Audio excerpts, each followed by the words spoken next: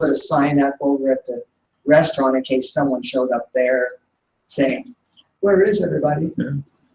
So they may end up finding us. And I want to welcome you, and glad we weren't sure whether it would be 8 or 10 or 20 or 30.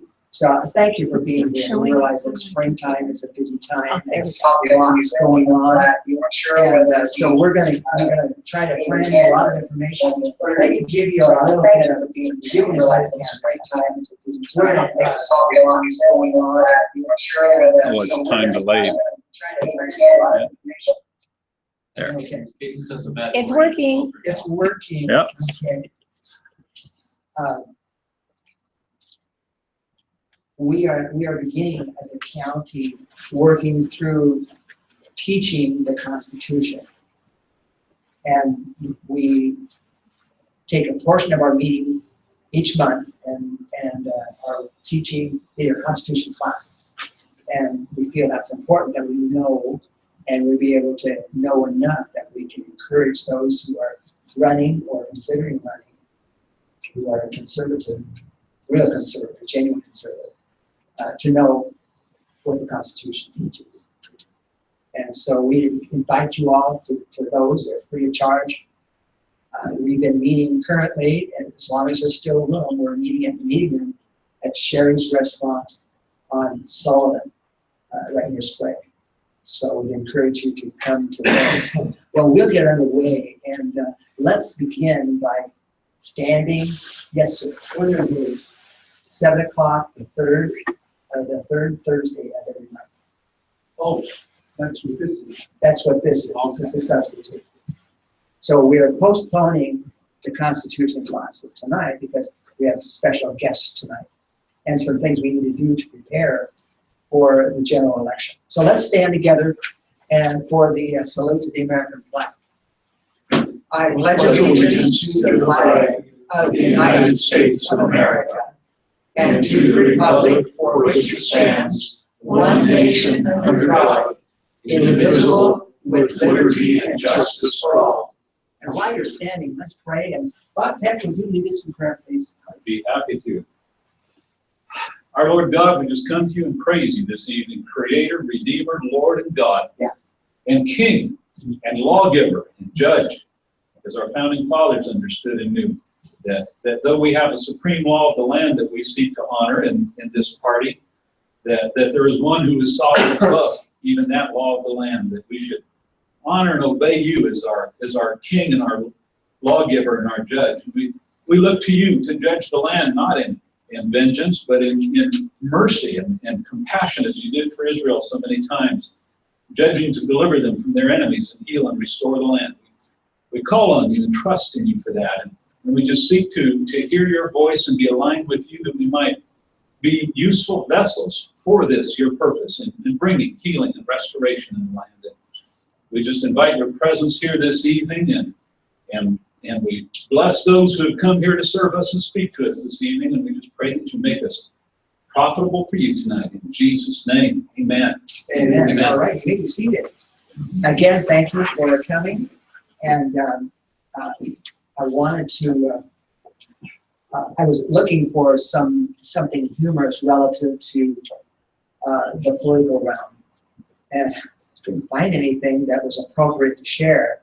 And I didn't want to be derogatory toward the leading candidates that we're hearing a lot about. And so I decided to share something with you about irony. And here's something I'm learning.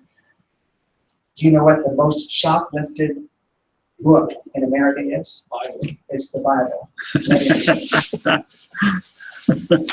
Another ironic thing is that McDonald's owns an employee health page, their own health page, warns against eating McDonald's burgers and fries.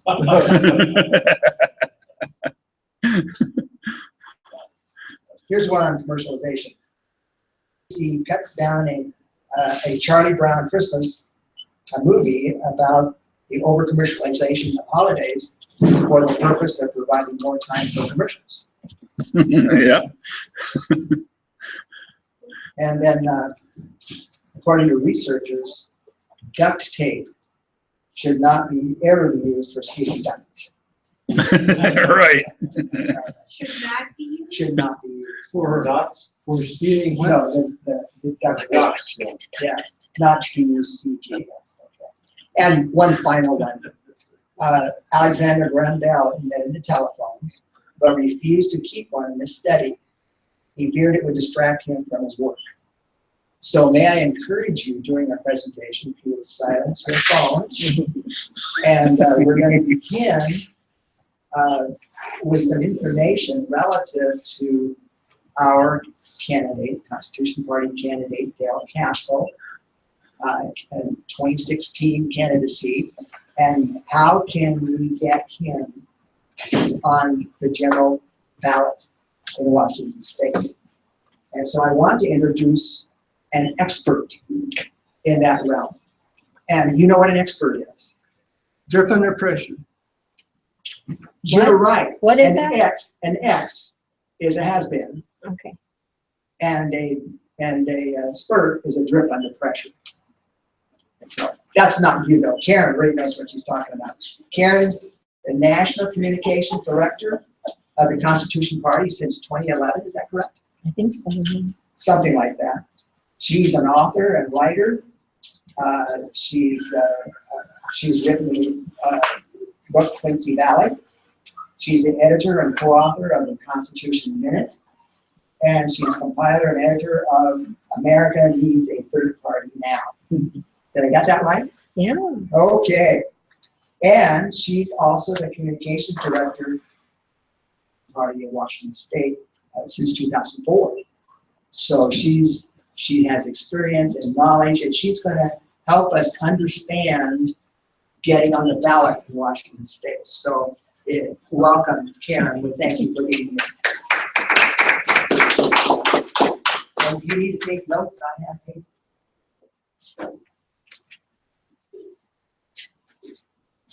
You didn't read Thank notes. you, Ted. You That didn't was read notes. very nice. For someone who prefers to hide in the corner. I got it. Okay. Anybody need it? Are we, how is that, okay?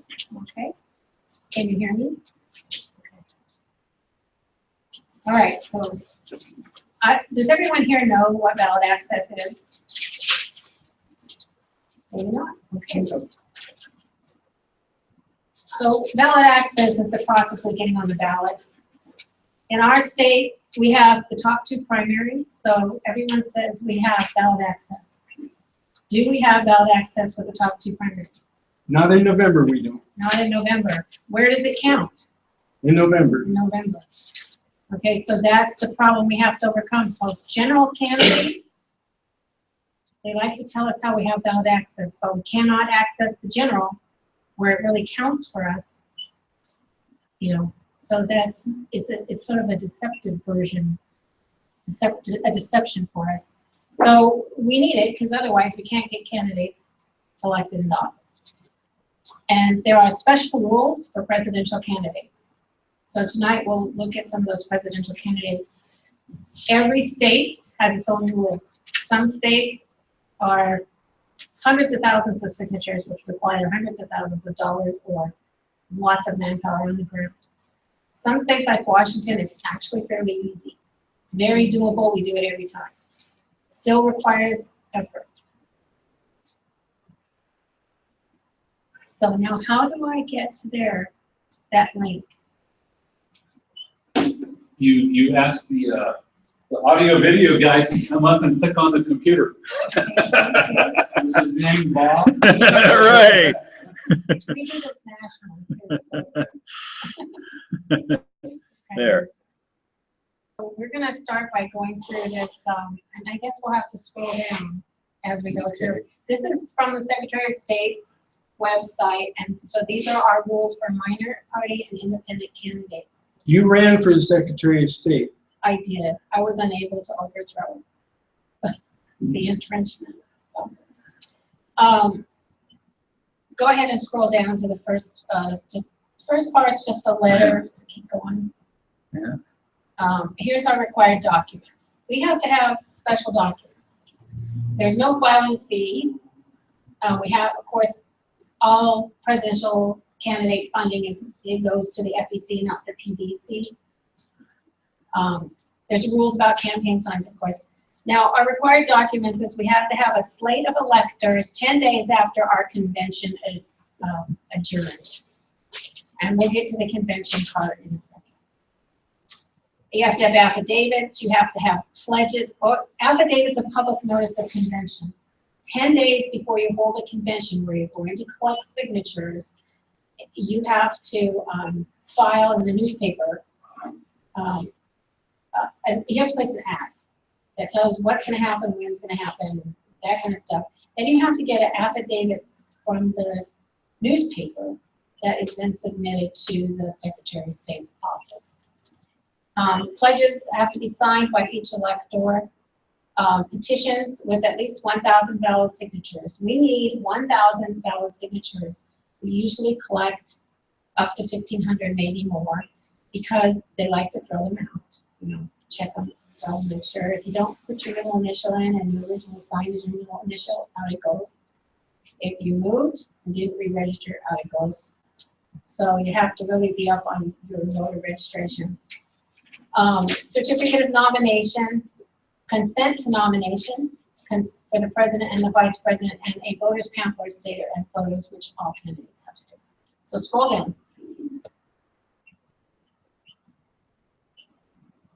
Okay, we have to hold a nominating convention. And at this nominating convention, you have to have at least 100 registered voters. Now, in Washington State, we do not register by party. So when they say registered voters, they just mean someplace with 100 registered voters. We did this when I was running for Secretary of State. We did the presidential signature gathering at the same time I would campaign. I went over on the coast. We did one of the biggest gun shows in the state, where we could bet there would be 100 registered voters there that day.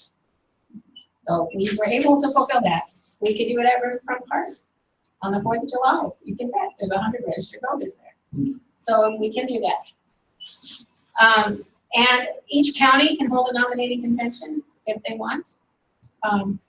We're looking at, there was some wording that made us think there may be a couple other options that might be easier for us. So we'll see how that goes. And so then we have to submit our slate of electors 10 days after we adjourn our convention. We do not have to adjourn our convention the same day. We can say, we declare it on 4th of July, Riverfront Park, that's our convention. We have our booth, you know, whatever that, like we did before. And then it could stretch out until, you know, the day before we're going to turn in the signatures. And then we close our convention. So here's some more specifics of that. And so we'll scroll on down. Those are just more specifics of that checklist. Yeah. And here's what the affidavit of publication looks like. So we have to get that. This is something Republicans and Democrats don't have to do any of this process with. So we have to, this is what it kind of looks like when we gather them. This is one of the reasons that Karen ran for Secretary of State, so that we wouldn't have to do this either. Right, that was one of the things, and it got us the support of the Progressive Party and Democrats and Republicans. We had the support of everybody because they wanted more open ballot access, because the candidates they wanted weren't able to get on the ballot. So, okay, scroll on up. And this is kind of what that form looks like for a slate of electors. Scroll on. Keep going. Lots of electors. And then each elector has to sign this particular document here. This is what the petition looks like, and there's only 9 signatures available, 9 space for 9, and we have to have certain information, very specific information filled out on the top. And the certificate of nomination is pretty, there's a list of things that has to happen with that. Scroll on down. That's it right there. So, just basically specific things. Okay. Now then the president and the vice presidential candidates have to consent. So we have to get these forms filled out, sent to them, have them come back with their information, like their voter pamphlet statement, their photo, and everything that meets Washington State's requirements, and then take care of getting that all filed, all by August 5th. What percentage of the vote would you have had to get as Secretary of State candidate in order for us not to have to do all this? 5%? Just because I would have got elected wouldn't have ensured anything. No, 5%. To get elected? Yeah, no. Oh, to get What us. percentage of the vote would you have had to get so that we as a first party, not a third party, wouldn't have had to go through all this rigmarole? It is 5%. The presidential candidate, no, a statewide office, Which is why one of the reasons you ran for Secretary of State, because it's a statewide office. It was a statewide office, and we wanted to get into the general election. Of course, you have to do that to win the top two, but you see, the year that we attained that 5% goal, we had 6%. That's the year they changed the rule. And what is the rule now? The rule is the same, but you have to get into the general election. You have to win the votes in the general election. And how do you get past the top two primary? That's Can't do it. You can't do it unless there is a caveat there. Unless it's an unopposed office and you put someone there. That's not gonna happen statewide. Unless what? If it's an unopposed position. So Secretary of State only has the incumbent running and the Democrats don't put anybody up. Then you put somebody in, you're automatically in the general election. Won't work statewide. That's not gonna happen in a statewide office, but locally it does. How many times do you see positions unopposed? Yeah. You can go in at the last minute of filing week, put your name in there, and you're automatically in the general election. That's the only way we can do it at this point. So, That is a change. but it will not happen statewide. No, there's two. Both parties always have somebody running for all statewide offices. And now I'll tell you, we took, how much percent did we get? We got 50, almost 54,000 votes in that race, which was a 7-way race, so we came in 5th. But it was when the incumbent was not coming back. That's when Kim Wine got elected. So that wasn't too bad for a first time out for an unknown person. So we did okay. But I can't remember if that was 3% of the vote or what it was, but whatever it was not quite enough to make it, but it meant that we had the possibility. And in the past, when we did actually achieve the goal, we can do it. If we're not blocked every time we turn around. Now, if we had gotten 5% in the general, would that have meant we would have never had to go through the rigmarole again, or does it have to be done each year? Good question.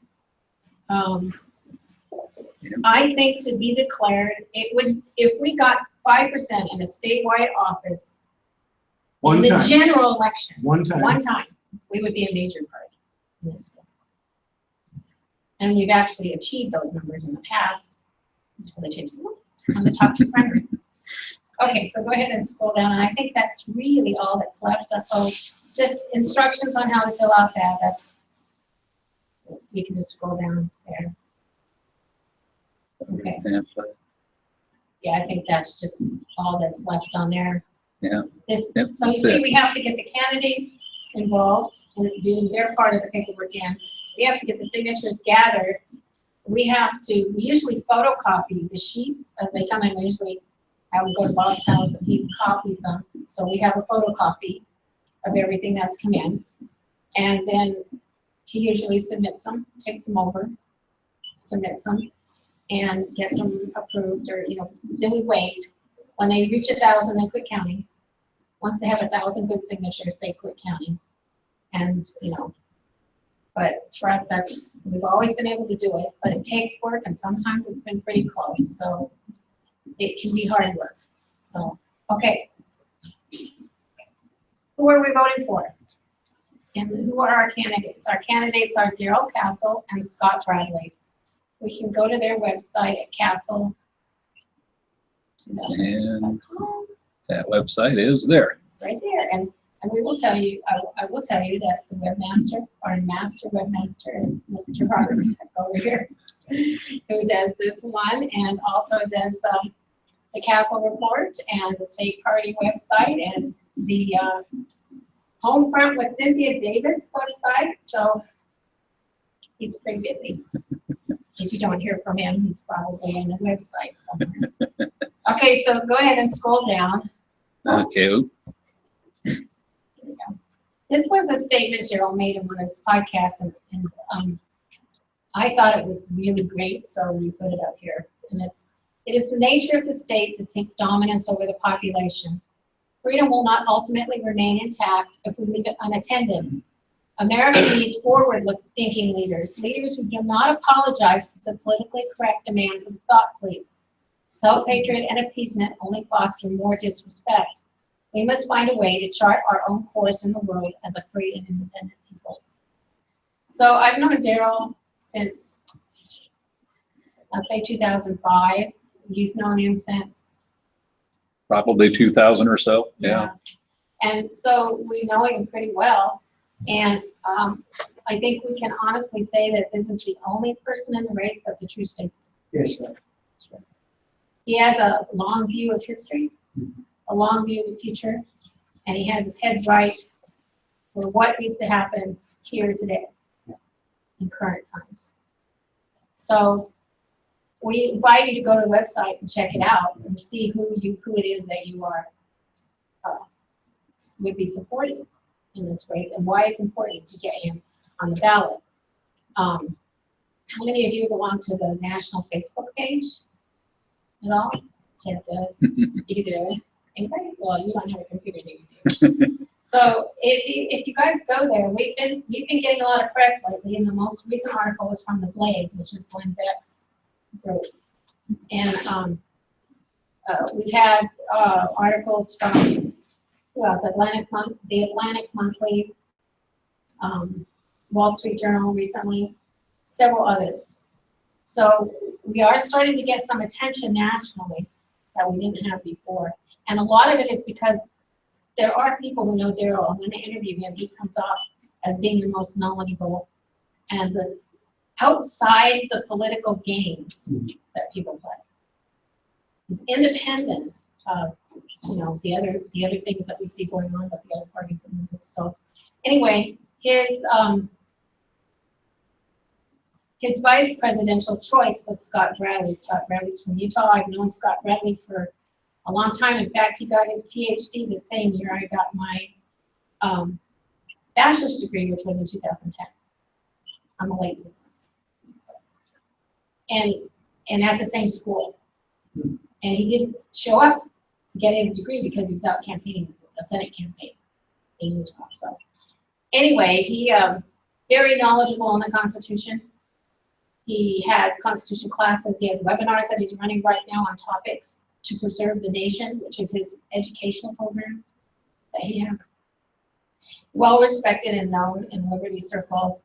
He's done a lot since he was a young man. In fact, he said when he was as young as 5 years old, he was fascinated with the Founding Fathers. And if you ever want to know anything about what a Founding Father said, what was a true quote, what's not a quote, you go to Scott Bradley, because he knows. He just lives and breathes it. So between Daryl and Scott's information and knowledge, we couldn't have a better team that we got up there. There is no better team for this nation right now than this. And we have the opportunity this year to actually, even if we don't win an election, we can make a big statement about what the people really want. So anyway, I think that's my spiel. Oh, and you can visit constitutionparty.com, and you can visit our platform page if you have any questions about what it is that we believe. That is my, I manage and do the posting and stuff, so if there's complaints about the website, see me about constitutionparty.com website. And we're trying to make it as interactive as possible as far as using it, being user-friendly to be able to use that information. If I don't know something or someone asks a question and I need to answer them, I often go to the website, to the platform, and look it up. And so that I can give them chapter and verse what the doctrine for the party is. And that's how I think of it, just like our doctrine. It's our candidates are held accountable to that platform. That platform is based strictly on the principles in the Declaration of Independence, the Constitution, and the Bill of Rights. And a few founding father quotes and maybe some other maybe judicial things thrown in, but the 99% of it is based strictly on those principles. So, okay. Good. Thank you so much. Let's have a hand for Karen. Yes. So the next thing coming up important for us locally here is to plan for quote-unquote convention, which will satisfy the requirements of the state. And so that's coming in the future, and we'll keep you posted on that. For purposes of ballot access. Correct. And it is our hope that we will begin to develop a strong enough base countywide that we can elect a full slate of officers in our county organization, a chairman, vice chairman, secretary, treasurer, those kinds of things. Right now, we're just kind of functioning as best we can. With I'm acting as chairman. I was elected as the vice chairman, and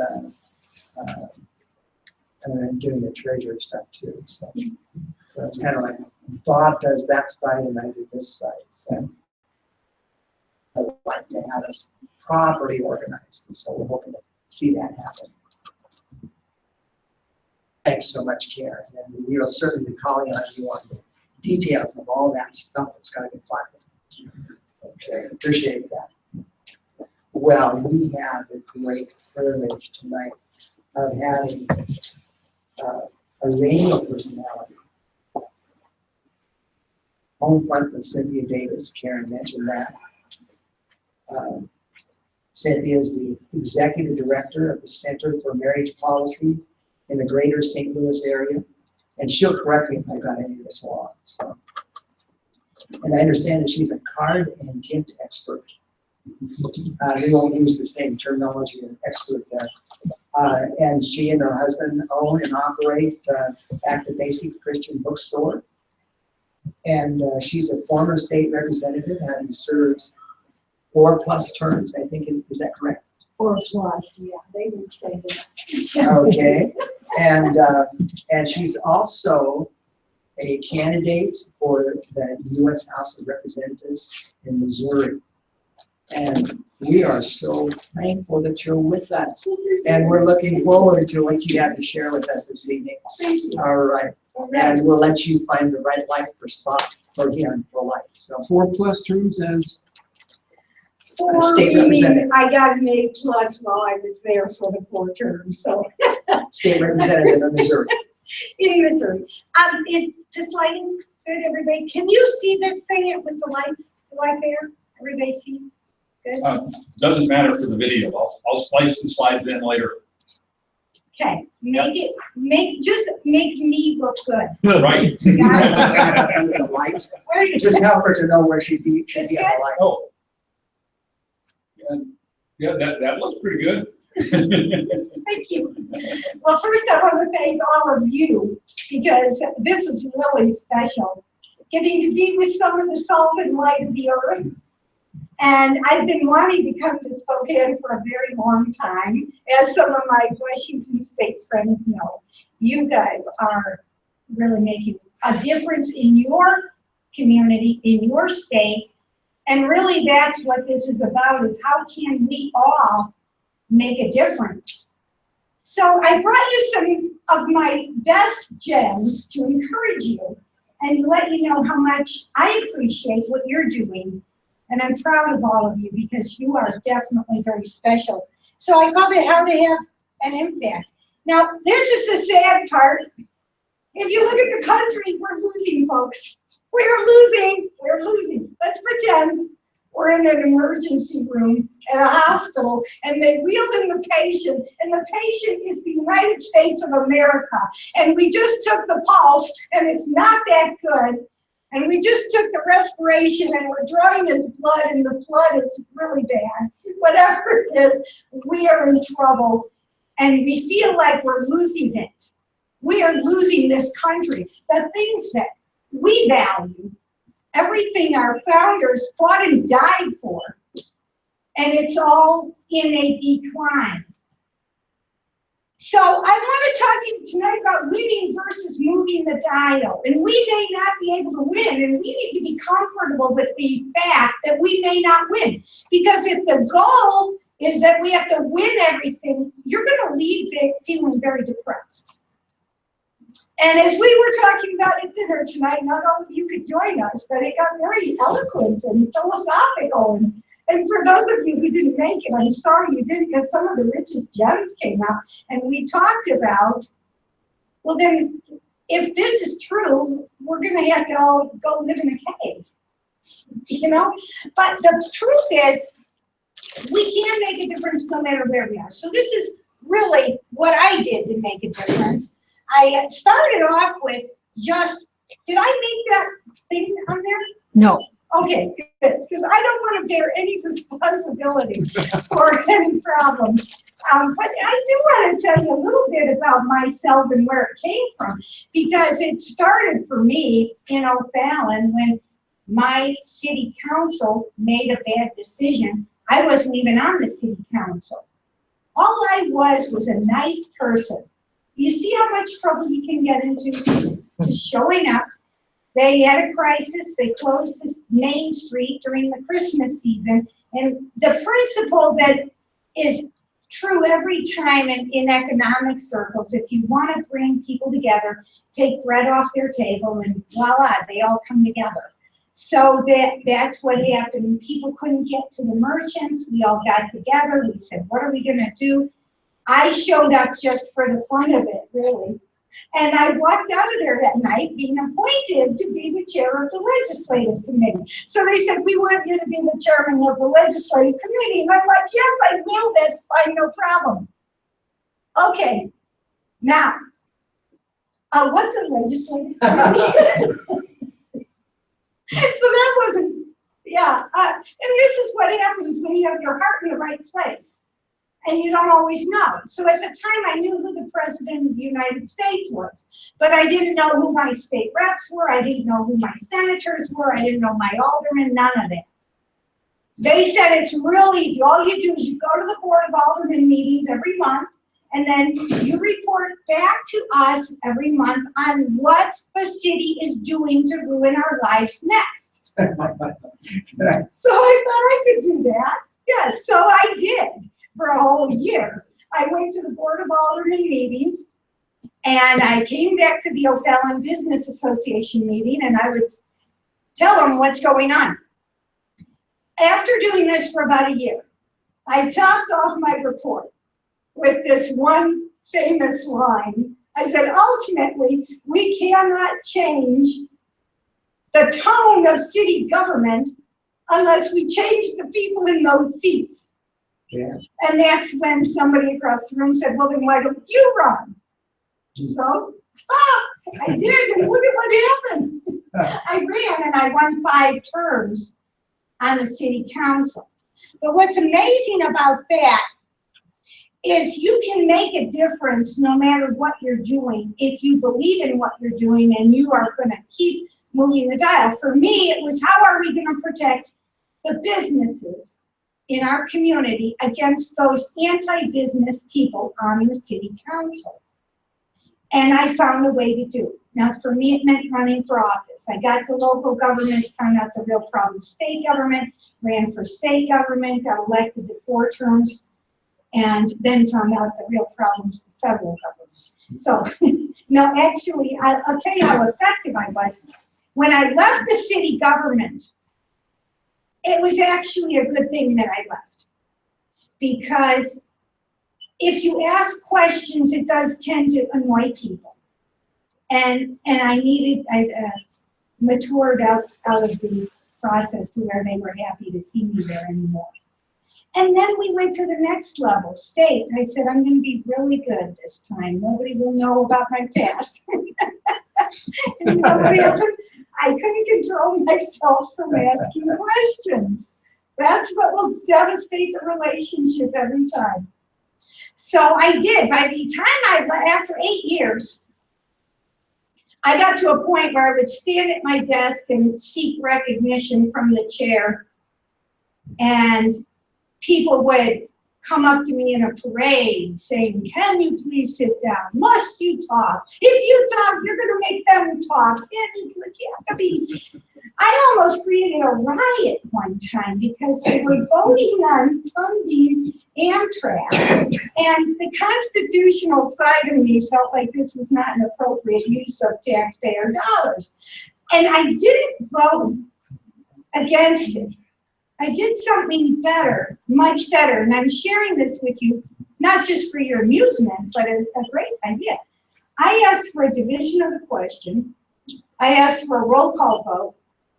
That's what killed it. Oh, they dragged me into the back of the room, and the lawyers, it was great. I wish we had videotaped it. You would have been very impressed that one little lady like me, short and sweet, could cause such a ruckus. But once the chair granted my motion for a roll call vote, there was no way to undo it. And suddenly they realized, oh, no, we're going to be on the record. If you do a voice vote, you're safe, because the chair can call it however he wants. But once it's called as a roll call, that meant everyone in the chamber was going to go on the record. So there are things we can do to move the dial. I'm just sharing those with you. Even this, okay, let me just, I've been told we cut off at 8:30. So We could go a little past. to make a difference is not like a faucet. I put the faucet up there because you have to know, you never know when is going to be the magic moment. When is the flash point? You can't make it happen. Now I have a Google alert on my phone that goes off whenever my name is mentioned in an article on Google. It's actually very fun. I never know when it's going to come up. It's always a surprise. The media cannot be harnessed. We cannot dictate when we're going to get earned media, when they're going to pay attention to us, when we're going to have that moment in history. Donald Trump has said so many things that could have created a national outrage, but no, that magical moment hasn't happened yet for him. Same with Hillary. You'd think going to prison or the threat of doing something that is worthy of going to prison would be big enough that that'd be the hot news. But we were watching tonight, Robert Andrews had me watch a video with him.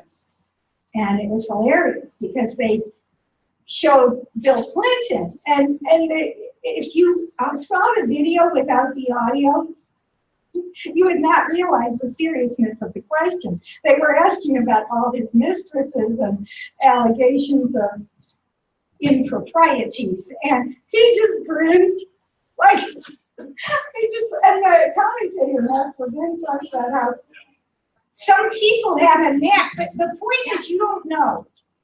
Now, I brought you some questions about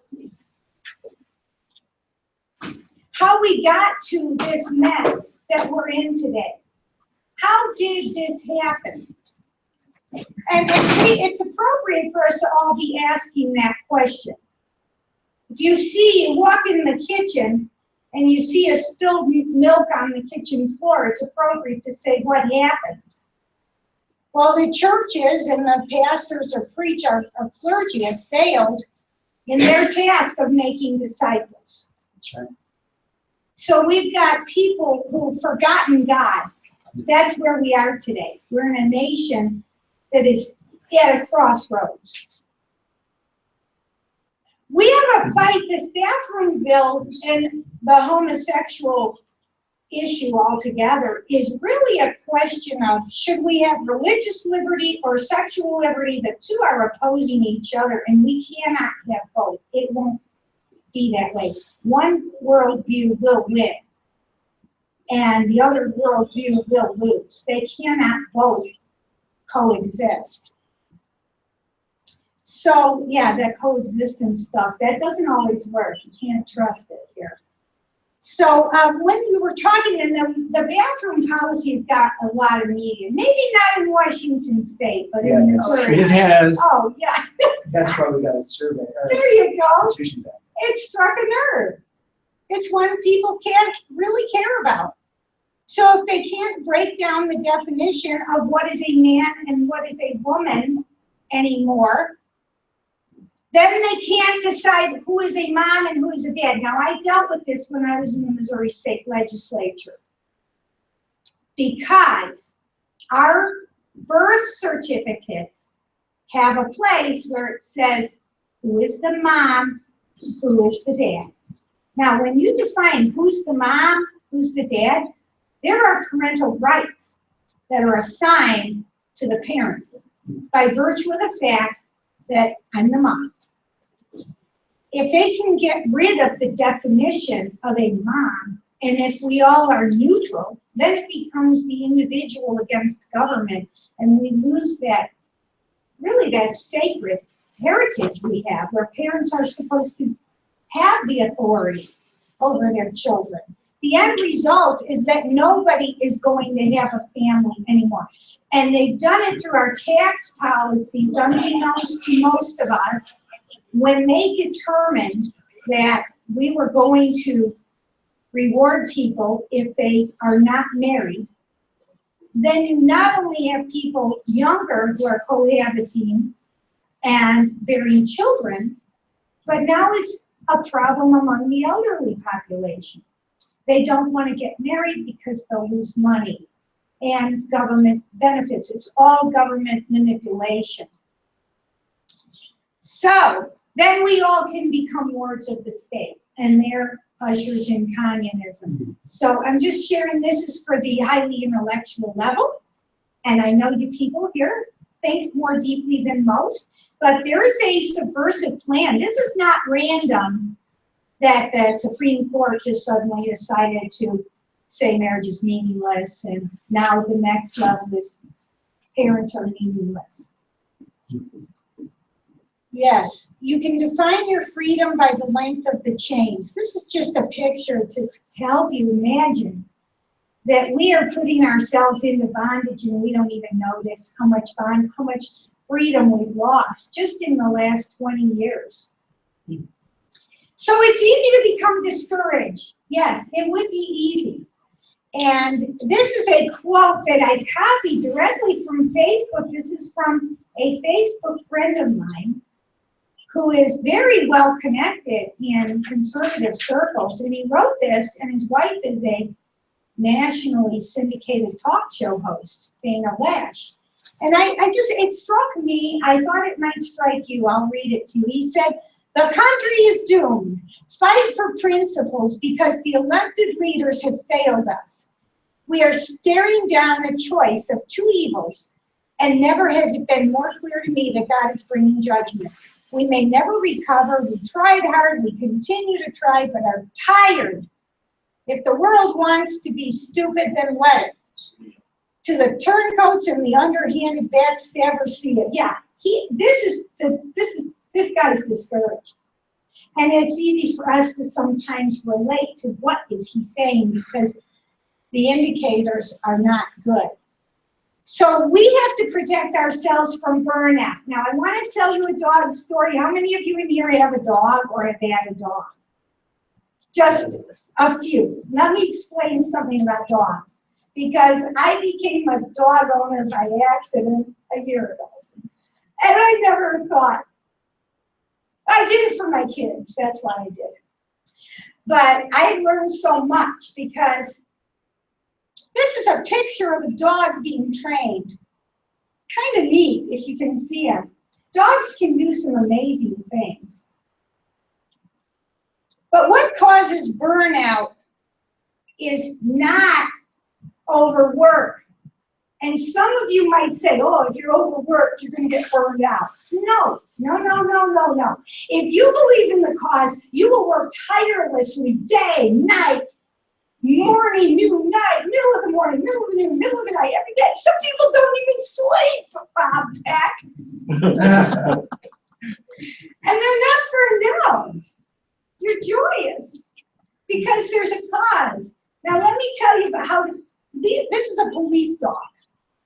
Now, there is a wooded area next to my church where they actually train police dogs. And what they do, they're training them to sniff drugs, okay? If a dog never finds the drug. Now, I know this would not apply in Washington State because you like drugs here. But there are still a few states where we don't do that.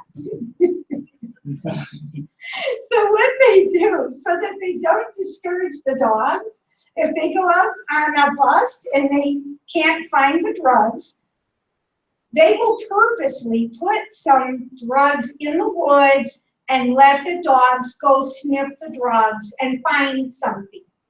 Because it gives them a feeling of success. And that's what we're after. The exhilaration you get and the adrenaline surge you get from having a victory will keep you at it. And you will keep at it and at it and at it tirelessly, and you'll never burn out because you see the goal, the mission, and the purpose.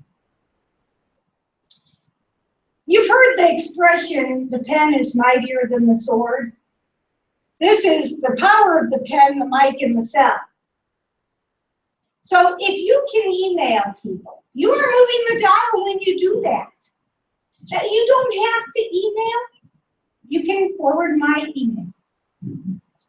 If you forward a really great email, it costs even less time than if you have to compose it. Commenting on someone's website. I have the most beautiful website ever made in history of mankind. And I'm so happy I have it. But here's what's a little secret I'm sharing with you tonight. If you go to my website, read the article, and post a comment, that makes it go higher in the Google ratings. So when other innocent bystanders go to Google to try and learn something, my website comes up higher because it had more activity. So just a generous gift you could give me, a comment on my newsletter is lovely. You have just donated something to the pot of moving the dial, and I appreciate that. I don't thank you enough. But you don't even have to live in Missouri to do that. Another thing, when you say something that creates ripples, it does send shock waves across the entire country. You can have a huge impact. Now, I'm not saying say anything radical, but sometimes, something that you don't think is radical, like I think parents should feed their children. Obviously, it turned into something so hurtful that the entire nation was not only riveted, but the left-leaning component of humanity felt it was worth it to attack me. It was even on Wikipedia. It I will saw always it just today. today. Why would you ever see that today? Because I was looking at this stuff about you. Okay, I gotta tell you, I'm gonna treat you with a special little glimpse. But first I want to tell you something else about Facebook, because not everybody's on Facebook. I'm not gonna make you all get on Facebook. But this is my story, and you need to know it. You can have a different method or venue of communication, but this is what transpires in the hearts and minds of other people you come in contact with. It was Mother's Day 2011. I was deeply submerged in the Republican Party. I was the chairman of the Republican Central Committee in St. Charles County, which is a county of almost 400,000 people, and they're very active and engaged. And I was mulling over, what do I want to do with my life? Do I want to stay in the Republican Party, or do I want to just jump off the edge of the diving board and go join the Constitution Party? And I was very mulling over a lot. And why I say Mother's Day is it's the weirdest thing, because we had a very heated discussion on Facebook. And you would think, I'm a mother of 7 children. So wouldn't you think my kids would want to make it a special day to honor me? No. No, it's my day to honor my mother, because she's still living. So I was making dinner for her. And I was standing, we came home from church, I was standing at the stove, and everything I cooked for my mother, I had to stop in the middle of it and run over to my computer and write another comment on Facebook, because I had not just one, there were 4 or 5 different people chiming in. And every time I had a question, they had an answer, and it was a good one. It was a really good one I needed to think through and approach. And that shifted the dial. I remember it because I remember, I was in the middle of stirring the gravy. I couldn't believe it, but my brain wouldn't shut off. It's a bad thing when you gotta go to your computer to straighten out the world real quick. You can burn something. But that's my story. So where is the battle? The heart and soul for our country is at stake, and we don't know where that battle is. It's different for each one of us where that battle is. You might latch onto an issue, and then next thing you know, you become an expert at it. You develop a passion to a point where you know vaccinations are bad if they're going to cause children to be brain damaged. And you can have your own sphere of influence on whatever your topic is. So I brought my real life examples. The hurtful thing I said, obviously, is that parents should feed their children. And most of you haven't seen this, and I thought you'd be amused. So the people on the left end of the spectrum have already seen it. Yeah. The people, what? What? You said parents should feed their children and people went crazy over their money. These people went crazy. Yeah, I mean, there's the insanity of it. I'll tell you the insanity. I'm a fierce defender of the family. Okay? And this is not about food. And it is not about feeding children. If the real root question is, can government grow bigger and eventually become the be-all, end-all? Can government replace moms and dads? That is the real root question. Now, I hit the third rail. I grew up in Chicago. There are 3 rails. The third rail, for those of you don't have mass transit out here, there's a third rail. If you touch it, I was told as a child, if you fall on that, you're going to die instantly. You'll turn to a crisp. You'll look like a fried ham. I mean, what happens is if you touch the third rail, and it's a different rail for different people. So I did the third rail thing. What you don't know, unless you've encountered the third rail, you don't know what that looks like. I'm just going to summarize quick. I had literally thousands of email messages coming to my personal computer, my office at the Capitol. I had the phone ringing off the hook at my home, at my business, and at the Capitol. Now, it happened right when some people were changing over offices, and half of my phone calls went to this other poor representative who I feel very sorry for them, and I'm sorry. But they wanted my old office. That's what they got. And my own secretary called me from under her desk, and she said, Cynthia, I can't get any work done. It is just so bad. If you need me, call my cell phone, because this is jammed. It filled up the voicemail box. And these people were not nice. They were obscene, most of them. Burn in hell. I hope you burn in hell. Using the F word, not only with me, but my own children, calling my bookstore, telling my husband he shouldn't work for me anymore. That kind of level of hatred and vitriol. Now, here's the interesting part. I'm just talking about feeding kids, and yet people are wishing that I would die. And this is why I caution you got to use this carefully, because. But on the other hand, was it worth it? Yeah, it was. Yeah, my assistant quit over it. I had to go hire a new secretary. But it's okay, because we moved the dial. So I'm gonna, do I press? Okay. There. Is Cynthia Davis, who represents the 19th district in Missouri State House of Representatives, a goal that is found off the beaten path. Representative Davis provides a few commentaries to a news release about the state's summer food program, which keeps feeding disadvantaged kids even while school is out. In short, Representative Davis does not get it. She writes, who's buying dinner? Who's getting paid to serve the meal? Churches and other nonprofits can do this at no cost to the taxpayer if it is warranted. Bigger governmental programs take away our connectedness to the human family, our brotherhood, and our need for one another. Anyone under 18 can be eligible.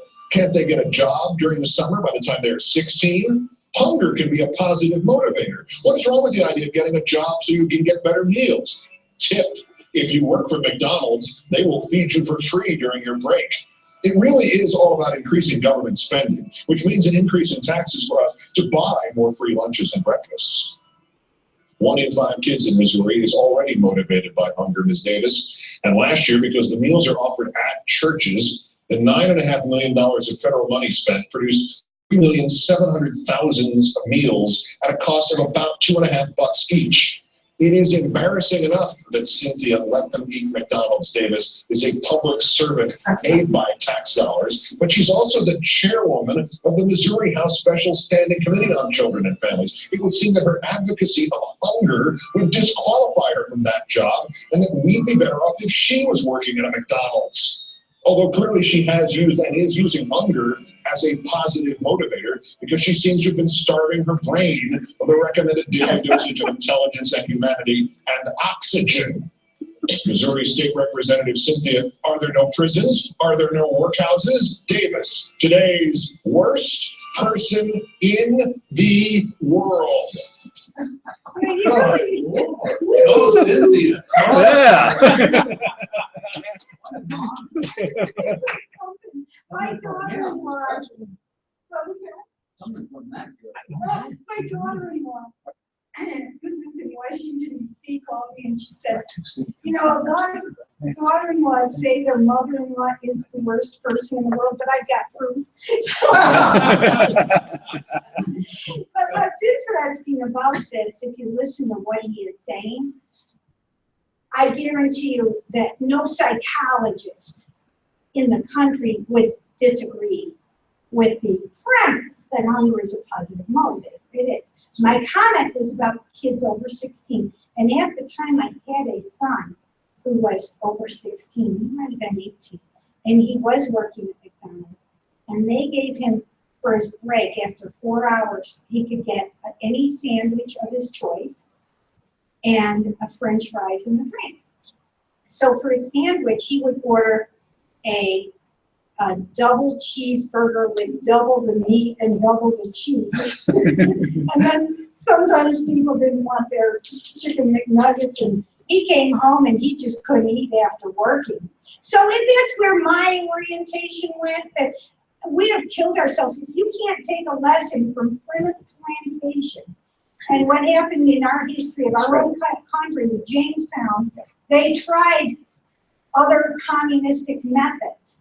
And this, instead of thinking about the taxpayers, we need to really think about the harm it does to the children. Because what they're learning is you can't trust your mom and dad to feed you, but you can trust government. Government will always be there. There's a whole nother message. So I did not even know this was on because I don't watch him, but I did know he went on to do 4 different episodes with me. And I brought one more to show you that's a lot of repeat, but it's sort of funny too. There's a little twist on it because I did a funny. But the winner, State Representative Cynthia Davis of Missouri, when she first won this award, hands down on Monday, we told you that Ms. Davis had attached a series of what she called commentaries to report on the state's meal program for underprivileged kids while school was out for the summer, insisting these meals should be curtailed. Among her original observations, anyone under 18 can be eligible. Can't they get a job during the summer by the time they're 16? Hunger can be a positive motivator. What is wrong with the idea of getting a job so you can get better meals? Tip: if you work for McDonald's, they will feed you for free during your break. Representative Davis has not apologized for, retracted, nor clarified her remarks. She has blamed an editorial that misrepresented my views, even though her views were in her editorials which she wrote. She continues to believe that 1/5 of school-age children in Missouri who face hunger every day have somehow chosen to do that this is a family rights issue. Quote, We all agree on the importance of feeding children, but we differ on who should do this. I believe this duty belongs to the parents. Instead of respecting this time-honored jurisdiction of the family, the summer feeding program treats families like they do not exist. You're wrong. It treats families like they don't have enough money to get meals for their kids and they need our help. When government takes over a family function like feeding children on a daily basis, we take a group of people who are capable and treat them like they are incapacitated. Look into your own heart and ask, what made a difference in my life as a child? Was it standing in a line for a cafeteria-style meal at school, or was it sitting around the kitchen table with others in your family? You're wrong. Gosh, Miss Davis, I think more than either of these things, what would have made a difference in my life as a child was if one day there was no breakfast and some idiot politician was trying to make sure I couldn't get one. And cafeteria-style meal at school? You're wrong. Missouri's summer meals are given out in churches. Your own state, you don't even know the simple facts. My goal is not to replace parents, but to reinforce them. The solution is found in helping those near us, not in yet another gigantic federally funded mass market approach. Bigger government invites fraud and robs people of the dignity of personal human relationships. You're wrong. Your goal here is to try to take an efficient program providing needy kids millions of healthy meals at about $2.50 each and turn it into another wedge weapon of paranoia to use on the buffoons who would vote for a political hack like yourself. My weekly Capitol report is a way for me to have two-way communications with my constituents and not a national manifesto for you to mock, distort, and to be quoted out of context. You're wrong. There was no distortion, no loss of context, and any mocking done here you have richly earned for today, for tomorrow, and for the rest of your tenure in public life, brief though the rest of us hope that might be. You to dare suggest there are alternatives for rational people to discuss, and consequences of government taking over so much of people's lives is to be branded an inhuman monster. Hey, on this we agree. Well phrased. You're right. You're an inhuman monster. And you chair the state's permanent committee for children? You are a positive menace to the health and well-being of the children of Missouri. Resign. State Representative Cynthia Davis of Missouri, once again, today's worst person in the world, and not for the last time. Right there. You know what he just did? He repeated the right talking points I wanted him to say. That was my newsletter. I got him to broadcast to the whole country that parents should feed their children. Yeah. That's the issue. Parents should feed their children. And the core group, he's saying no government should feed children. And we had a discussion over it. Now, the last one I'll play is fun because it's Jesus. They brought Jesus into this, which is so totally, I mean, I don't know if God appreciates all we're, I didn't bring this up. Stephen Colbert did. And I have to admit, he helped me move the dial. All these guys are trying to mock me. But there is a percentage of people looking at home. I don't believe all the mean-spirited people were, I think it was orchestrated. I don't think that's fun. Normal people don't call somebody and say, you're a terrible person, I hope you burn in hell. Okay, which is just a quick summary of thousands of emails. But I'll let you watch Stephen Colbert, and you'll see he again is still, even though he's trying to mock me and disparage me, we got the point across. As Keith Olbermann has detailed in several worst person in the world segments over the past week or so, Missouri has a state representative named Cynthia Davis who is against funding a program that would provide meals for hungry children. According to Davis, the kids in her state should remain unfed because, quote, hunger can be a positive motivator. In our number 2 story tonight, that ridiculous comment earned the Missouri State Rep appropriate jeers on this program. In contrast, last night on the Colbert Report, Ms. Davis received a tip of the hat. A tip of my hat to Missouri State Representative Cynthia Davis, who opposes subsidizing lunches for low-income children during summer break because hunger can be a positive motivator. Exactly. Without hunger, how will children ever learn to push a lever with their snouts to get a food pellet? And as an owner of the Back to Basics Christian bookstore, Representative Davis knows these kids don't need a handout. They need a pep talk. It's like Jesus said in Matthew, I was a stranger and you welcomed me. I was naked and you clothed me. I was sick and you visited me. I was hungry and you said, get a job. So, Representative Davis is truly looking out for Missouri's children. Okay. Jesus did not say that. That's not theologically what the Bible, true reading of Holy Scriptures. But nevertheless, what did we get? Okay, so we got our word out. There are a lot of people who, unfortunately, our country is going to socialism. The younger generation is more troublesome than anyone else because they don't see socialism as a bad word anymore. The older people who remember Hitler think socialism's bad, but the young kids, they don't have that orientation. This is something, I was just looking up something else, and I made a comment on Facebook years ago. And when I did a Google search on myself, I found my own Facebook comment. And I just want to say, there's no reason why even your words on Facebook should make a Google search, but sure enough, it says, I said this, I outlasted Keith Olbermann. I'm still in public office and he's off the air. I owe him a debt of gratitude for propelling me to national fame and for getting me on the Stephen Colbert Show. The lesson is that good people win in the end and mockers go by the wayside. So that's my message I want others to hear. And the fact that I found my quote on a totally unrelated website tells you there are still people who are listening, learning. It's not just this issue. You have your own issues that you might be able to communicate on. I just want to say something about, you don't have to have a dramatic story to be a mover and a shaker. And there is this gentleman in my small group told this story one time about how it irritates him so bad when people put butter in the refrigerator, because then when it gets hard and you're trying to spread it on your toast, it tears up your bread, and it's terrible. It really needs to get room temperature. And even though that's a very small story, the smallest one I can tell you, there is a relatability to other ways of life. So anything, you can see an ant crawling across the floor, and it reminds you of some other principle that we're trying to communicate.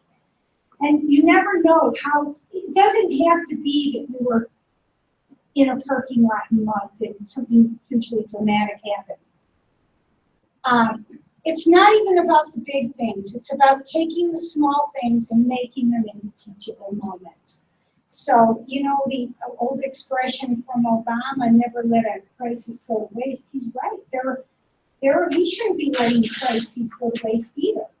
Every time anything happens that is anything, you can write about it, you can post it, you can make a difference that's the level we're all at. So if you want to know how important you are, you're not. The Bible says, what is your life? For you are a mist that appears for a little while and then vanishes. That's it. All of us. I mean, it's not you personally, it's me too. I mean, the plane could crash tomorrow. There's a plane that actually crashed yesterday. We don't know what is going to happen. That's why we give it all we have, every minute we have, every day we have. If I get a chance to come to Spokane, yes, I will come. So not everyone is called to run for office. And now this is an important thing to realize. How many of you like football in here? Please raise your hands. A substantial number. Let me say something. I wouldn't watch football normally, but my husband does. And he has taught me patiently, this is the measure of a good man. We'll sit on the sofa trying to watch the game, and after every single play, I will ask him what happened. Now, some men would be annoyed by that, having to after every play describe what happened. But what I have learned from my experience of sitting on the sofa next to my husband is You have to have a quarterback, and that's good.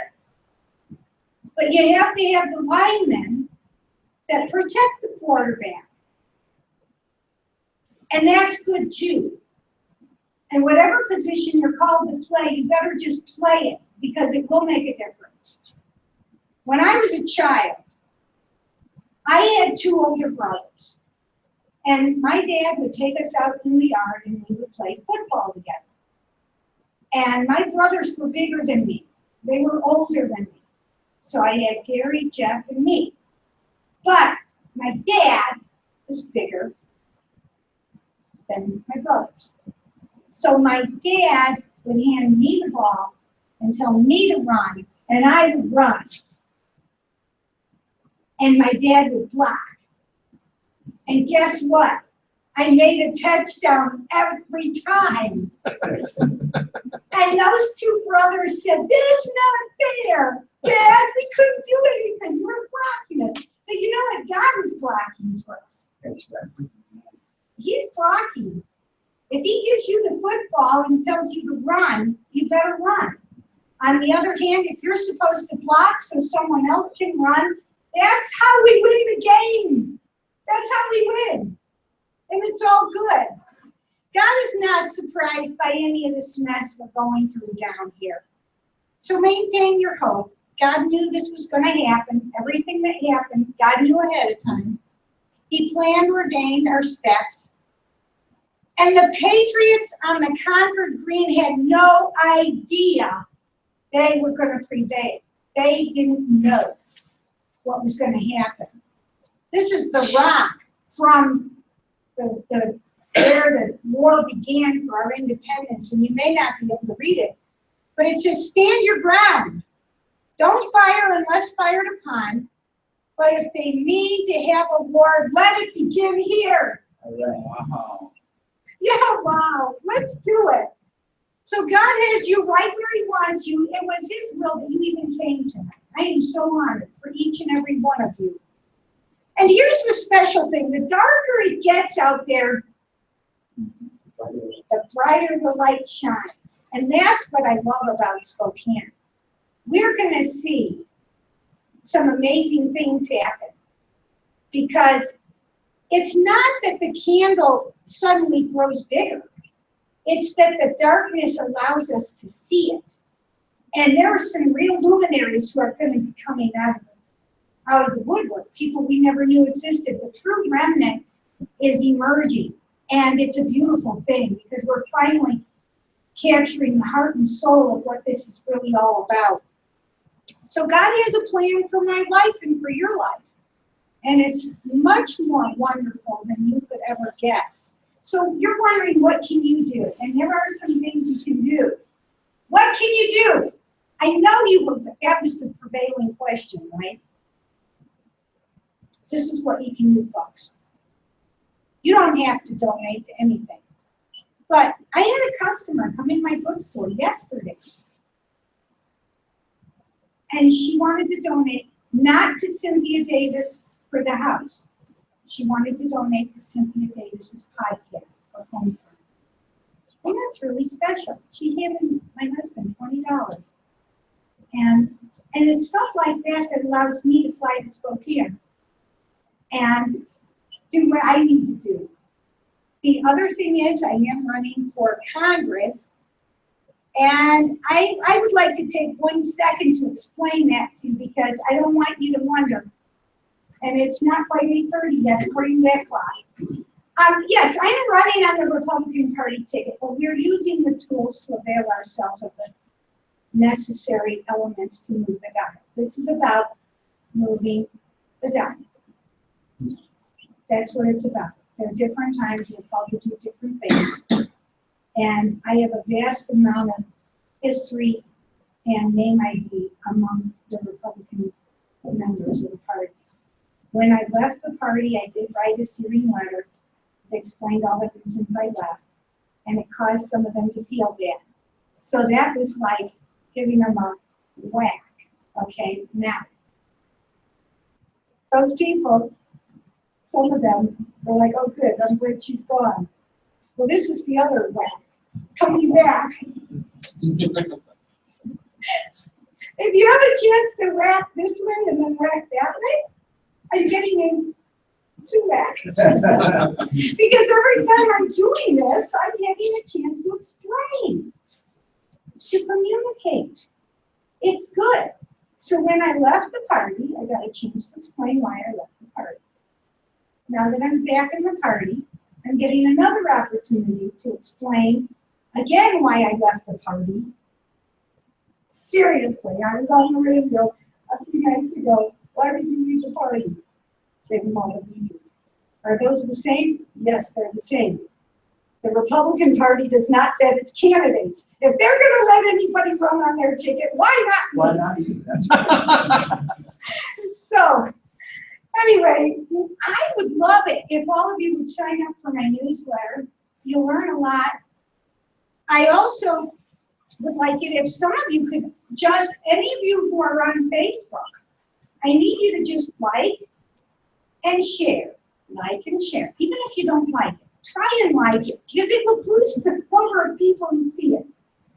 Well, I wouldn't write anything you wouldn't like, though. You don't have to worry about that. And then you can pray for me, because this is scary stuff we're doing, but it's going to be good. It's more scary to be laying in your bed and pulling the sheet back up over your face. So I have two websites now. CynthiaDavis.net is where you can go to hear the podcast and see the newsletter. And CynthiaDavis.us is where you can go to see what I'm doing on professional level. So thank you for inviting me.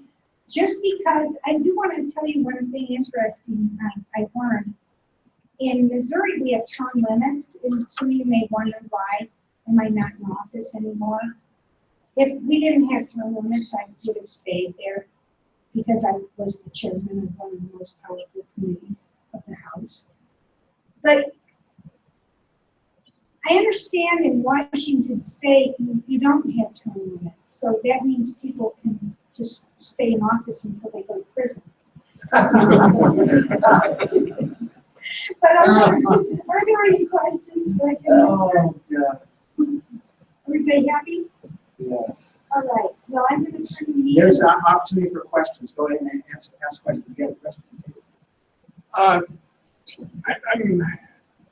I don't believe I'm a member of this party. Everybody tells me I am. But I am on Social Security, Supplemental Security, DSHS, SNAP, and HUD. I think I'm a hypocrite. You want a hypocrite training for you? Yes, they best. Well, I'm not going to talk about your personal circumstances, because that's not really my business. But I don't fault the people who avail themselves to the programs. I blame the Congress and I blame the legislators who made that program available, because what they're doing is the destruction of the family. And we can't, maybe not everybody can see the sinister nature of it, but in an aggregate, the family is in worse condition today than ever before. I don't know. Well, and I see that the culture being changed away from family affects people like I was in this position. I mean, you know, a lot of people have seen, like, just watched it, Wasteful Free. It's on Speaking Against Socialized Health Care in African America. They have a section that talks about the importance of caring for your elderly parents, and that's a responsibility of Christians, that they shouldn't be anywhere else to be cared by, you know, it shouldn't be with need. So I think that there's that big, it's cultural issue with, you know, It's a cultural shift. that doesn't mean that we solve everyone's problems overnight, but things, you know, gradually become bad and then they gradually go back. Just remember this, the church existed before government existed. And also remember that people were cared for before we had bigger government. They were cared for by the church. Yes. That's a really good point, because it used to be way back when, collecting the offering, you're like the time of the church fathers. Yeah. Collecting the offering was to feed the needy. the first deacons were appointed to take care of the widows. Yes. Which would mean, guys like that. And, Actually, I can still work though. but I'm single and so I don't have division of labor, and so I'm spending all my time from scratch. so my point is what she was saying is that's what the offering is. Today, the offering goes to pay a pastor's salary, pay for the building, pay a mortgage on the church worship stuff like that. That's the problem there too. Not a question, it's just I feel moved and I'd like to make a short presentation that shouldn't take more than 5 to 10 minutes. If you want me to try to do that, let me know, and I'll just shut up for everybody else. Did anyone who ever said all those nasty things to you on phone calls, emails, Facebook tweets, and such stuff, after they saw that, did they ever realize that what Mr. Owen and Mr. Colbert said was totally out of context of what you were saying, and I apologize to you? I think a lot I didn't give apologies. I think a lot of people in America have been brainwashed, and we're losing it. We're at the point where there are going to be people who will ask in all sincerity, well, like he said, how are children going to eat if the government doesn't feed them? Really, I mean, we're at that point. Well, I don't hear, the biggest problem in America, if you haven't seen this, is not that children are dying of starvation.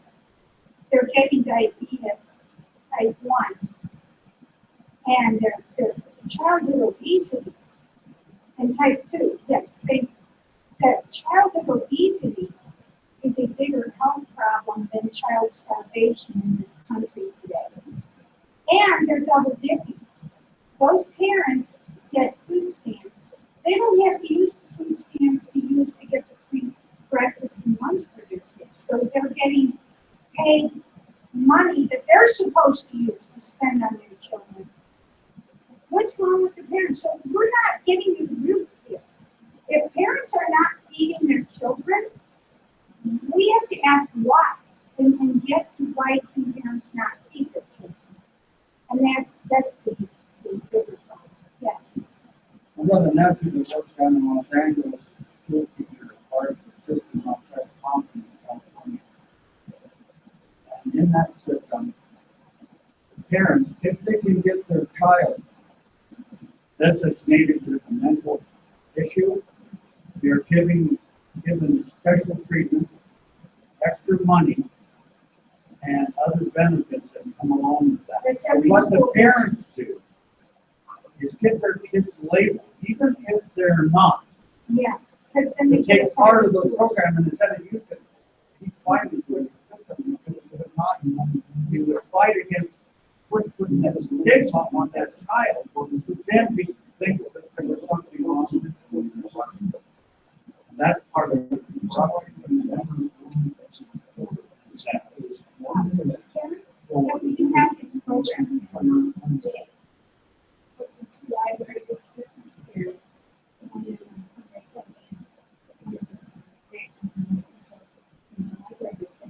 And they provide the food to some of you. Out here in Houston, and they would deliver staff lunches to the library, cafeteria, every day during some week. And then we would feed anyone who showed up if they might be able to. So anyone who shows up in the age of 18, we were obligated to send them. You don't want to make them part of the assembly, or you don't want to make anybody eat there. And the reason they weren't getting food, the reason there's so much poverty up there, and also why they wanted a lot of these parents to do drugs. They had plenty of weight using drugs and substances. And so, because it was too easy for them, it's a multi-front issue. You have to deal with the family issue as well as whether children are targeted. It's not getting to the root. Yeah, we're not getting to the root. We're just masking law. We'll take one more. I don't know if I have a question will be after that, but I'm just curious, I guess it's probably pretty good. With your involvement, I know that for being over the how overwhelming from my perspective it looks like to have the job in government, just how much intense it is. And so I'm wondering, how did you put boundaries in your life to still nurture your own family in those seasons that were so demanding of your time and your emotions?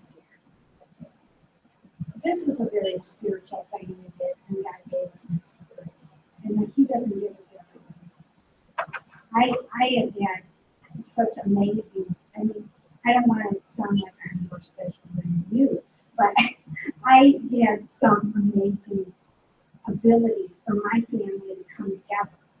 And my children never felt like mom's leaving us. They felt like, yeehaw, we all got elected together. It was us as a team. The family got elected. So they were very much with me. And that's not the same for every family. There are some families where it would be disruptive. And in those cases, I don't recommend it for every family. And that's why I say not everybody's a quarterback. Some people are supposed to stay home and do what they're called to do, and they can do it more elegantly. But I can just say that my kids were amazing. And I would come home, but they didn't let me forget. See, some people have a problem with their head swelling when they get in office. And I did not have that because I would walk in the door and the kids would ask, what's for dinner? And my husband would ask, where's the coffee? And so when stuff like that, it grounds you. It was very much all of us together. So I appreciate the question. I appreciate being here. I appreciate all of you. We're going to do what we're called to do. That's what it comes down to. You're here for a reason. You needed to hear this message tonight. All of you, call me if I can ever help with anything. Thank you. All right.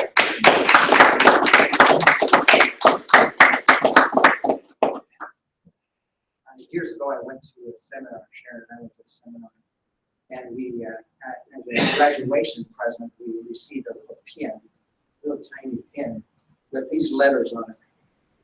It was PB, PG, IN, FWMY. What does that stand? Please be patient. Yes, please be patient. God is not finished with me yet. And God has a role for each of us. Yes. Who's our instructor for the Constitution classes? Oh, Michael Prutka, or Michael Prutka says, he says, I'm not here to preach the Bible or to evangelize people, but I will share what the Bible says. You can have an influence. And so our encouragement to you, if you don't have a relationship with our God, that's what you need. Yeah. You have brought us some great information. Mike wanted to share briefly. I know some of you probably have a deadline, and we're on a timeline. I'm getting out of here. If you have to leave, okay. And I want to remind you, the petition is over here for you to sign. You need to be a registered voter in Washington State. Sorry, Cynthia, you can't sign it. And then there's materials there, and also a sign-up sheet, sign-in sheet. We want to be sure we have your info so we can remind you of what's coming up and what's on the agenda for next time. Next time, we will be meeting at Sherry's Restaurant. There's room for up to 36 people in there, and so until we outgrow that, we'll probably be there. We thought we might have more of it. We have another great event going on this evening by the John Birch Society with a special speaker, and they're scheduled the same night as we are tonight. So At LaBelle B? Pardon? At LaBelle B? I think that's where they are. No, they're at Center. Oh, they're at Center Place. That's right, they are. Isn't there something going on this week at LaBelle B, or is that? I'm not sure. It seemed like there was, but there's lots of great things. There's lots of great things going on, and so be aware of that. And They are not our opposition, they're not our competition. We're all doing similar jobs, and to help people understand that we don't have to be content with what's going on. And we do what we can do and what God has called us to do. Mike had some thoughts relative to the history of the Roman Empire. And so if you have to go, we won't be insulted, but he's going to take 5 minutes or so and just share some things that he's learned. I will try to make this brief, regardless of the fact that I suffer from academics disease and can't say in 5 words what I can say in 50. But, you know, from time to time, people will wonder, you know, well, what difference can one person make? And the answer is, depending on the situation, quite a lot. Because right now, we are still seeing the ripple effects of the difference one person made borderline 2,000 years ago. And no, I am not referring to Jesus Christ. You see, many people have heard of the Roman Empire. And a lot of people know that before Rome was an empire, it was a republic. But not that many people know that before Rome was a republic, it was a kingdom. It was a relatively small city-state in central Italy, and it wasn't even the most powerful city-state. That was Etrusca. But the last king of Rome was an individual named Tarquinius Superbus. And basically, he was such an idiot and a tyrant that the good people of Rome invited him to take his rule elsewhere. And so he left with his tail between his legs, and they founded the Roman Republic. Now, at that time, Rome, like I said, was just a relatively small city-state. Their walls weren't even in good repair. And they had a militia that they used for various different security functions.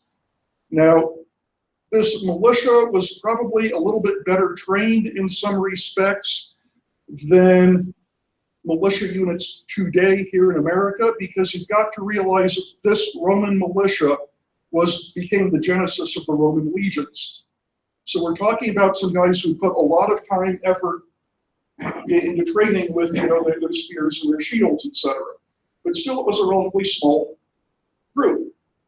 And Tarquinius Superbus went and he hung out with the Etruscans, and he basically negotiated with them that if they put him back in power in Rome, he would give them all kinds of favorable trade benefits, this, that, and the other. So one fine day, Tarquinius Superbus comes back to Rome with his friend, the king of Etrusca, and the entire freaking Etruscan army. And the way that things went down was the Etruscan army had to get across the river Tiber in order to besiege Rome. And the Roman walls were in such a condition that they could not have withstood a siege. The Etruscan army would have waltzed right in as soon as they could have taken the bridge over the river Tiber. And that day, the Romans had a small 10-man squad that was guarding the far end of the bridge. So the entire Etruscan army shows up, and most of the squad breaks and runs. I mean, here you are, 10 guys, there's an entire freaking army there. Except one guy, he didn't run. Based on some of the comments, I basically suspect he was not only the NCO of that little guard detachment, he may very well have been the equivalent of their local drill instructor. But at any rate, he was able to rally 2 of the guys out of that initial 10-man unit to stand with him. And what happened was they retreated back onto the bridge. Now, on the bridge, you could only get 4 abreast. So they had 3 guys trying to hold the bridge against an entire army advancing 4 abreast across the bridge. This was a wooden bridge. The description of the bridge was that it was, quote, rickety, unquote. Nevertheless, you're talking about a bridge that was substantial enough that, you know, you get 4 people abreast on it, and obviously it carried a large amount of, you know, the trade and cargo that you need to get across the bridge to get to Rome for market and stuff like that. So as these guys are trying to hold the bridge, other people of Rome gathered and they started dismantling the bridge while these guys are holding it. So you've got the Etruscans here, You've got the guys who are trying to hold the bridge, and then you have the people of Rome dismantling the bridge behind the guys who are trying to hold it. They did not measure time the way we do. So I don't know exactly how long this little standoff went for. But this NCO of the guard detail, whose name was Horatius, and his 2 men were able to successfully hold the bridge until it had been dismantled to the point they had 1 plank left. At which point in time they were, told, hey, you guys better come back. Well, the problem is if all 3 of them had turned and tried to come back, they would have been massacred. So Horatius let the other 2 guys split off, while he then held the bridge alone. Well, his 2 buddies went back across the plank, and then they tore the plank down. At that point in time, the Etruscans decided that they had had enough of Horatius. They pulled back and proceeded to pelt him with javelins and sling stones and arrows and stuff like that. And Horatius' response was to jump off the bridge and swim back to his shore. Now, the Roman legionnaires in later times were carrying 80 pounds of arms and armor. Horatius's load might have been a little bit lighter than that. At the very least, he would have gotten rid of his shield and his weapons when he jumped in, but he was probably still wearing a good 30 to 40 pounds of armor that wouldn't come off easily. And he had been wounded while he had been fighting. Nevertheless, he managed to make it back to his side of the shore. And because the bridge had been held and then destroyed, the Etruscans couldn't take it. The rest of the forces of Rome rallied. The Etruscans eventually decided it was a bad deal. They went home. And thus the Roman Republic was established and continued for several hundred years before it became an empire. If Horatius had not made that stand, the Roman Republic would have disappeared in 1 year, and maybe somebody who was a super expert in Roman history would have known about the Roman Republic. But because 1 man made a stand, the bridge was saved, the Republic was saved. So over about 15 to 1600 years later, when a group of people who had also deposed a king and were looking around for a way to set up a good government, they got the idea that, hey, maybe we can use the Roman Republic as a model for some of the things we need to do with our government. And that became one of the sources of inspiration for our Constitution and our form of government, what we're doing here today. All because of 1 man who, unless you're an expert in Roman history, you've probably never heard of. Thank you. Okay. 1 person, a few people, 3 in that case, can make a difference. Well, thank you so much for coming, and we welcome you back next time. And I would like to take enough time to introduce some of you who have come. Thank you for the guys from the Spokane Valley City Council, and we appreciate the different ones who are visiting here. Thank you, and please come back again and invite a friend. That's great. And next time we will be at Sherry's Restaurant, 3rd Thursday of the month. If you haven't signed the petition, feel free to do that as well. Thank you so much. And as we dismiss, let's dismiss in prayer, shall we? Terry, would you be willing to lead us in prayer? Sure. Thank you. Father in heaven, we're very glad that Mrs. Davis addresses ability to move the file forward. Appreciate her encouragement. It is not our job to move forward. Yeah. You've already done it for us. Yeah. This is our job to stand and remain light in the world, to be the salt of the earth. Hallelujah. We ask that you bring revival in this. Yeah, we have it in heaven. Is it Josiah, Judah, even though that country was condemned judgment, but a great revival because of Josiah. We ask that you bring that to us. Amen. Amen. All right. Thank you all. Sorry about that Cynthia back in. She had to go out and take a phone call or make a phone call. See, I understand. See,